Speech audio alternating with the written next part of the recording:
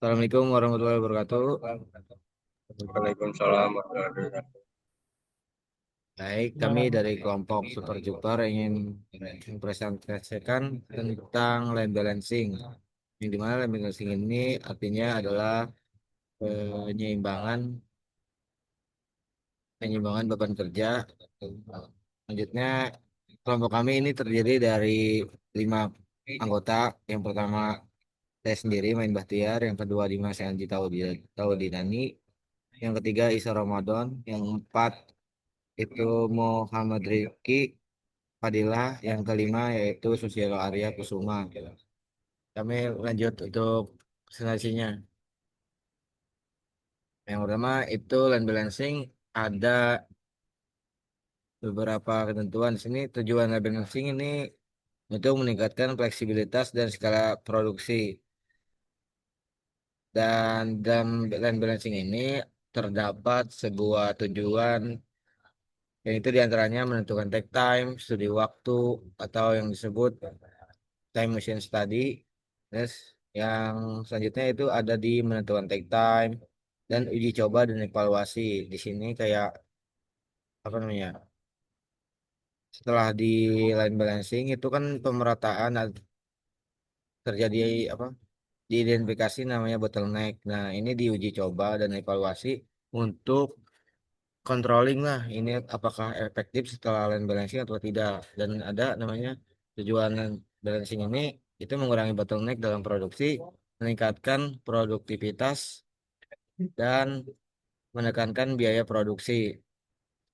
Yang keempat yaitu memaksimalkan pemanfaatan. Pemanfaatan ini memaksimalkan pemanfaatan sumber daya seperti awalnya itu dalam satu work session itu membutuhkan empat orang, itu di line balancing kan menjadi dua ataupun satu seperti itu. Next, selanjutnya akan dibahas oleh Dimas Anji. Silakan.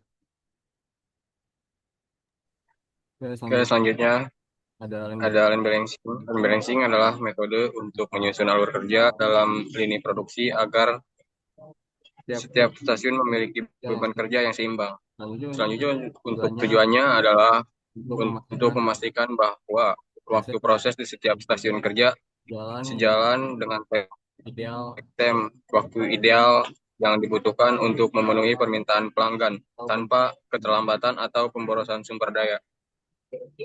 Next. selanjutnya di sini Selanjutnya di ada sini ada manfaat. ini ada Di sini 5. ada 5. Yang pertama itu ada mengurangi bottleneck dalam produksi. Itu beban kerja Itu beban kerja didistribusikan secara merata sehingga tidak ada satu stasiun kerja yang terbebani secara berlebihan. distribusinya Selanjutnya ada meningkatkan produktivitas dan output.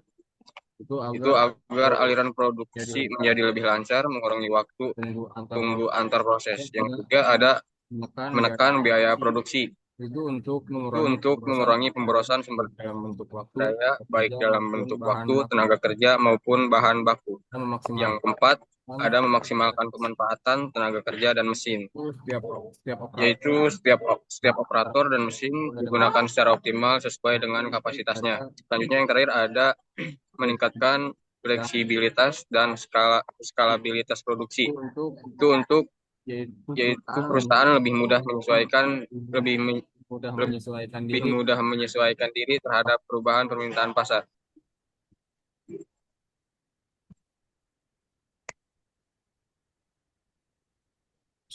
Selanjutnya Selanjutnya ada ada balancing. tahapan land balancing. Yang pertama Yang pertama ada menentukan take time. Take ada time adalah waktu maksimal yang dan tersedia untuk memproduksi satu bagan unit bagar, satu unit. satu unit barang agar dapat memenuhi permintaan pelanggan. Dua ada Yang kedua ada studi waktu. memahami beberapa Memahami beberapa lama setiap proses produksi berlangsung berlangsung untuk mengidentifikasi langkah-langkah yang bisa dioptimalkan. Selanjutnya ada identifikasi bottleneck. Itu mencari tahu bagian dari lini produksi yang mengalami kemacetan. Yang keempat, ada pengaturan ulang distribusi tugas. Itu memindahkan sebagian tugas dari stasiun yang terlalu sibuk ke stasiun yang masih memiliki kapasitas. Yang terakhir ada uji coba dan evaluasi. Itu melakukan simulasi produksi untuk mengevaluasi apakah pembagian kerja baru sudah optimal atau belum.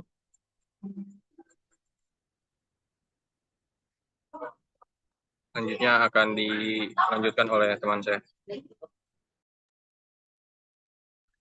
Baik, selanjutnya adalah contoh penerapan line balancing.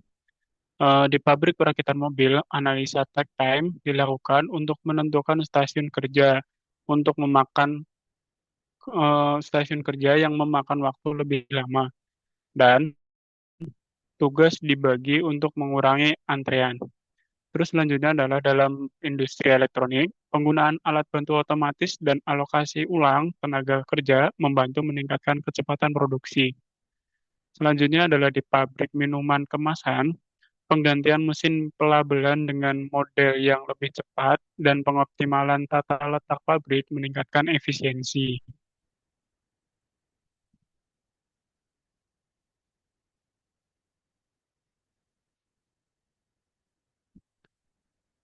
Untuk kesimpulan dari line balancing adalah strategi penting dalam dunia manufaktur yang membantu perusahaan meningkatkan efisiensi, mengurangi biaya operasional, dan memastikan setiap sumber daya dimanfaatkan secara optimal.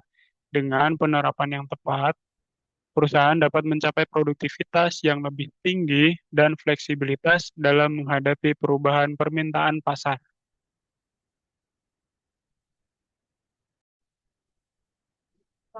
Baik, sekian dari kelompok kami, segitu saja. Mungkin ada yang kita bisa tarik dari materi ini, yaitu land balancing.